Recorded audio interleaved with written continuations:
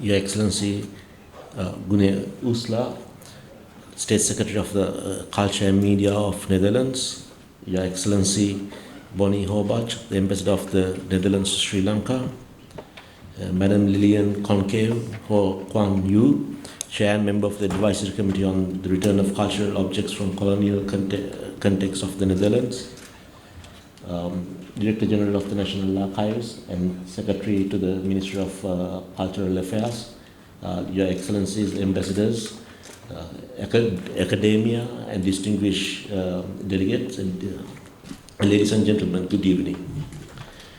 At the outset, let me welcome the State Secretary, Gune Oesler, and her delegation to Sri Lanka. Today, we have gathered here to mark a significant milestone in the chronicles of our shared history.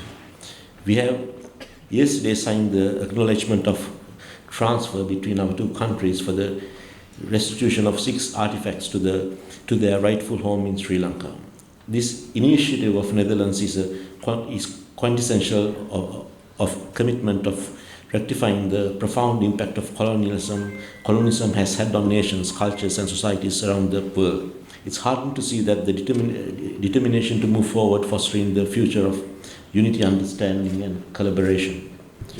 Colonialism, with its legacy of exploitation, destruction, and cultural appropriation, left scars that run deep within the fabric of many nations and continues in different forms even today.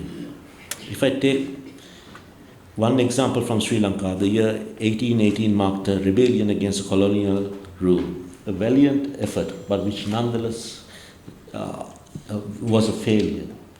The rebellion took place in the province called Uwa Vellassa. Uwa Vellassa refers to paddy fields, and Laksha refers to 100,000. After the end of the rebellion, every man who was over the age of 18 was killed. All the livestock, including cattle, was slaughtered. All the paddy fields were burned. And I think I agree with you, madam, that enough is not being said about all this. I think the European history does not talk enough about, let's say, for example, what King Leopold did in Congo, for example. But this is a great effort, and I appreciate it because from the bottom of my heart, because it takes a lot of courage for a European country to make this effort. We still come across instances where the commodification of cultural artifacts, traditional knowledge, and wisdom is happening with our colonial masters, which challenges our understanding of morality and justice. These artifacts are tangible expressions of our cultural soul. To assign a price tag and give monetary value for the return of our traditional knowledge is to overlook the profound significance they hold for the commitments for which they were taken. And I also do regret that I appreciate the Dutch effort, but I want to give an instance where that the foreign ministry, we wrote to another European country asking to give electronic copies of manuscripts pertaining to Ayurveda. And they sent us a note saying that they will be charging 30,000 rupees, 30,000 pounds. Sorry. And I see the irony of this. These are stolen items. We are not even asking them back. And we are asking to get electronic copies.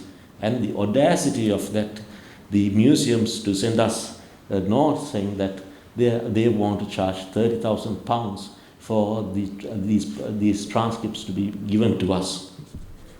Today, the government of Netherlands has begun a process to return 6 cultural objects, namely the golden and the silver kastans belonging to the Dutch East India Company during the siege of the Palace of Kandy in 1765, the intricately carved knife which reflects the skill of the 18th century Kandian workmanship, the 2 wall guns, Mahatuaku in the vernacular during the Kandian era, and the Luke Disava cannon holds immense cultural significance for Sri Lanka, particularly because the Luke Disava is from my constituency. And then I think we all have heard of his descendants, and later on during the time of the British, where one of his descendants was executed because the king found him drinking king coconut at a time of war. That's a story for another day. The acknowledgement of history's dark chapter is a critical step in our collective journey towards reconciliation. The emphasis on these complexities of the past and the necessities of view these artifacts through the lens of Sri Lankan experience reflects the willingness to listen and learn. We hope this initiative will be the beginning of the process to return to Sri Lanka the remaining artifacts that were taken to the Netherlands during the colonial period. The restitution process is a reminder that history is not a one-sided narrative. It is a weaving story of emotions experienced from all sides. As we today acknowledge this significant step, we must remember to honor the voices and perspective of those who were affected by these actions. I hope that the moral example the Dutch government is setting will influence other colonial powers to return cultural properties in their possession to its rightful owners. The restitution of cultural artifacts also has significant diplomatic implications. It showcases the goodwill and the cooperation between the government of Sri Lanka and the Netherlands, highlighting their commitment to further intensify cultural diplomacy. As stated by the State Secretary in her remarks, this gesture not only bolsters the bilateral relations but also opens new avenues for future collaboration between our nations. In this regard, I appreciate the Dutch government's decision to identify Sri Lanka as one of the priority countries in the Dutch international cultural policy for the years 2001 to 2024.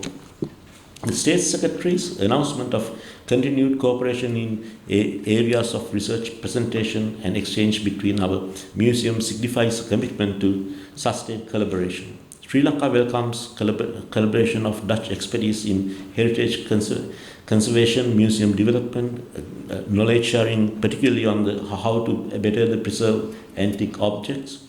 This robust partnership will not only enhance our cultural cooperations, but will also support our mutual understanding and thus a multifaceted cooperation.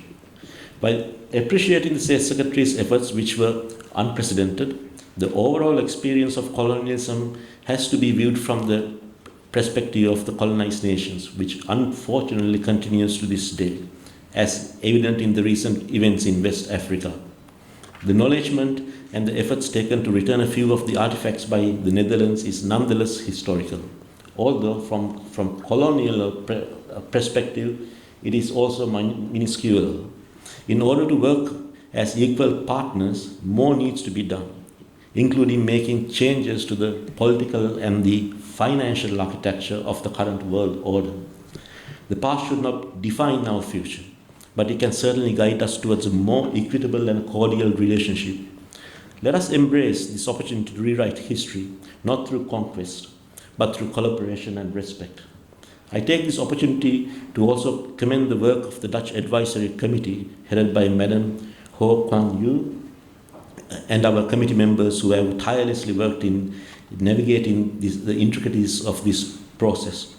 Let this occasion inspire us to work together to create a future where the cultural harmony flourishes, where differences are cherished, and where rightful place of each culture is safeguarded. Thank you.